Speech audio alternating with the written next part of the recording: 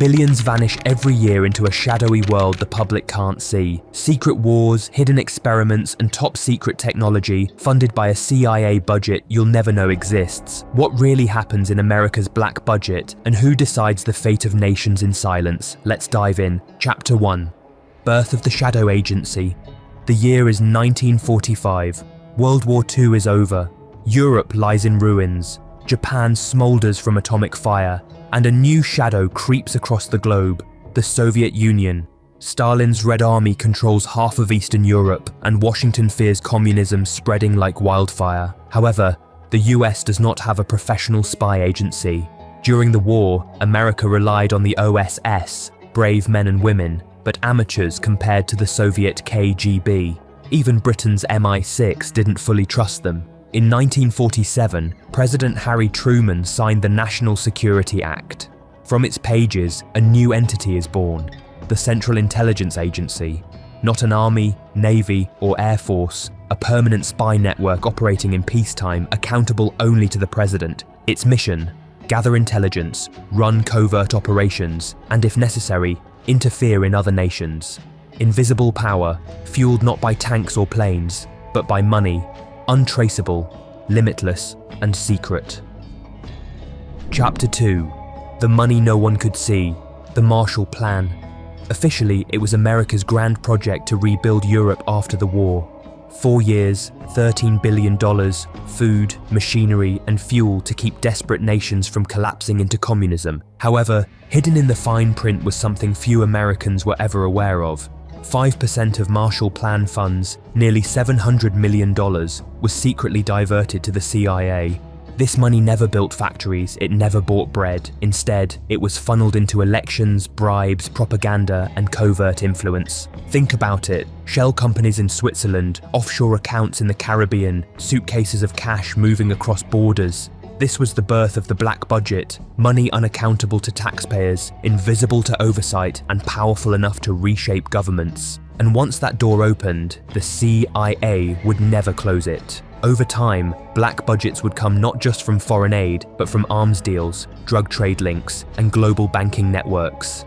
Chapter 3. Coups, Chaos, and Cold War Battles. At first, the CIA stumbled. Early missions were a disaster. Ukrainian resistance fighters trained by the agency were dropped behind Soviet lines, but their handlers were double agents. Within days, every man was killed or captured. The KGB was always one step ahead. But in 1953, the CIA tasted its first real success. The operation had a name: Ajax. Iran's Prime Minister, Mohammad Mossadegh, had dared to nationalize his country's oil, stripping control away from Britain. That was unacceptable. London turned to Washington, and the CIA went to work. With $1 million in hand, CIA officer Kermit Roosevelt Jr. bribed politicians, paid off newspaper editors, and spread lies branding Mossadegh a dictator. Street mobs were hired, soldiers were pressured, and within weeks Mossadegh was overthrown. The Shah returned to power, loyal to the West. To Washington, it looked like a masterpiece. To history, it was the planting of a time bomb. The formula repeated itself. In Guatemala in 1954, the CIA toppled President Jacobo Arbenz after he threatened US corporate interests. Decades later, in Chile in 1973, they helped pave the way for General Augusto Pinochet, ousting the democratically elected Salvador Allende. By now, the pattern was unmistakable. The CIA had become a kingmaker, but each coup came with a cost: resentment, instability, and blood. The Shadow Empire was expanding, but so too were the shadows it left behind.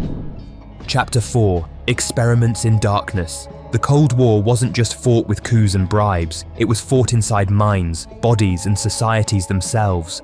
In Southeast Asia, the CIA was everywhere: Laos, Cambodia, Vietnam. The Phoenix program hunted Viet Cong operatives with ruthless precision. Air America, a CIA-run airline, ferried weapons and agents into jungle airstrips. And behind it all, money flowed from an unlikely source: opium fields. Militias that protected heroin routes were rewarded with weapons and pay. Wars funded by drugs, hidden from the American people. But the darkness went deeper. Inside the United States, a secret project called MK Ultra began. Scientists under CIA payroll tested LSD, hypnosis, sensory deprivation, and even torture, all in the search for mind control. Could a person be programmed to kill, then forget? Could a Manchurian candidate be created? Unwitting civilians were dosed with hallucinogens. Patients in hospitals, students on campuses, prisoners in cells. None knew they were test subjects in one of the most infamous experiments in history. At the same time, the CIA funded student groups, manipulated journalists, and even influenced art exhibits. The goal wasn't just to win the Cold War overseas. It was to control the battlefield of thought at home. What happens when a spy agency crosses the line from defending democracy to reshaping it? The 1970s would begin to reveal the answers. Chapter 5: Scandals and Exposure. For decades, the CIA moved like a ghost, feared abroad, barely questioned at home. But shadows don't stay hidden forever. In 1961, the Bay of Pigs invasion exposed the agency's flaws. Cuban exiles, trained and armed by the CIA, stormed the beaches to overthrow Fidel Castro. Within days, the mission collapsed, and President Kennedy was humiliated, famously asking, "How could I have been so stupid to trust them?" The 1970s brought scrutiny. Vietnam's failure and Watergate eroded public trust. Congress investigated the CIA through the Church and Pike committees, uncovering assassination plots, coups, MK Ultra experiments, and media manipulation. Americans finally glimpsed the depth of the rabbit hole. The 1980s revealed the Iran-Contra affair, secret arms sales to Iran, with profits funding Nicaraguan rebels. Cocaine trafficking was quietly tolerated if money flowed. In 1991, the BCCI banking scandal exposed global money laundering networks, and the CIA's fingerprints were everywhere. Each scandal dented the CIA's image, but none destroyed it. Too powerful, too useful, the agency endured. Its black budget, once born, could not be buried. Chapter 6: Terror and the War on Terror. When the Soviet Union collapsed in 1991, it seemed the CIA's great enemy had vanished. For decades, Langley had matched wits with the KGB. But suddenly, the Cold War was over. Budgets shrank, stations closed, and many wondered what the CIA even was for. The answer came in the shadows of the 1990s. A new enemy was rising: Al-Qaeda. First came the bombings of US embassies in Kenya and Tanzania, then the attack on the USS Cole in Yemen. Each time, Washington promised to respond. Each time, the CIA missed its chance to capture or kill Osama bin Laden. And then came the morning of September 11, 2001. 2 planes tore into the Twin Towers. Another struck the Pentagon. Nearly 3,000 lives are lost in a single morning. The CIA, once adrift, was thrust back into the spotlight, not just as an intelligence agency, but as America's spearhead in a new kind of war. Budgets exploded, covert programs expanded, but mistakes were made. In 2003, the CIA insisted Iraq held weapons of mass destruction. The intelligence was wrong, and the US invaded a country that had no WMDS. Trust in Langley was shaken. Yet from the ashes, a new weapon was born: drone warfare. Predator and Reaper drones became hunter-killers, striking targets in Pakistan, Yemen, and Somalia without risking American lives. And in 2011, after a decade-long manhunt, CIA surveillance led Navy SEALs to Abbottabad, Pakistan. Bin Laden was dead. For the CIA, it was vindication, but also a warning. The battlefield was changing again.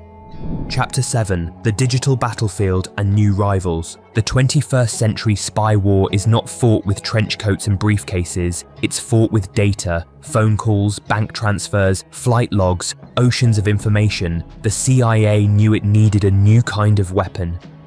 Enter Palantir. Backed by the CIA's venture arm, INQTEL, this Silicon Valley creation could connect millions of data points into living maps of terror networks, drug cartels, and even cyber threats. Suddenly, analysts could see the hidden web, who was finding who and where the next strike might land. But America wasn't the only player. In Ukraine, the CIA has provided intelligence and training in the fight against Russia. Meanwhile, far to the east, another rival has emerged. China, not just an imitator, but a leader in AI surveillance, hypersonic missiles, and quantum communication. This is no replay of the Cold War. It's faster, more complex, and more dangerous. One blind spot in the digital battlefield could spark a chain reaction, a crisis no one can control. For decades, the CIA's black budget has fueled hidden wars, coups, experiments, and now AI. But how much remains buried today? Is it a necessary shield or a dangerous empire? Share your thoughts in the comments. If you enjoy this video on the CIA's secret history,